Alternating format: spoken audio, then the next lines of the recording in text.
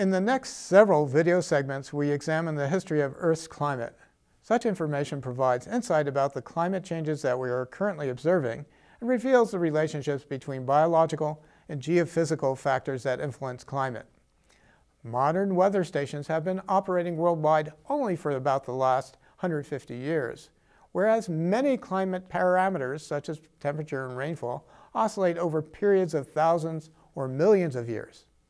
So how do we evaluate Earth's climate from ages long ago? The answer is proxy measures. Proxy here means substitute or indirect. Proxy measures derive from physical, chemical, or biological processes that vary strongly with a climatic parameter such as temperature or rainfall.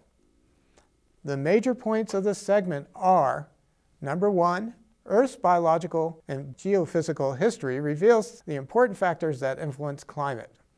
Number two, proxy measures substitute for direct measurements of climatic parameters. Number three, proxy measures often depend on chemical isotopes.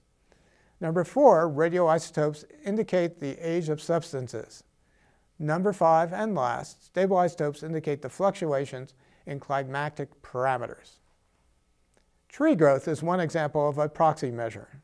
Temperature, water availability, and even wind influence tree growth. Thus, tree rings, the alternating patterns of light and dark wood that trees produce each year, vary strongly with climate. The 1,000-year-old oak tree in Sherwood Forest not only experienced Robin Hood leaping from its branches to surprise the Sheriff of Nottingham, but its tree rings waxed and waned with the severity of the weather during any particular year. By counting rings from the outside of the tree, we can date each ring of the oak. Thus, we have the complete package: location, Sherwood Forest; date, from the position of the ring within the tree trunk; and climate, from a ring's appearance and its constituents.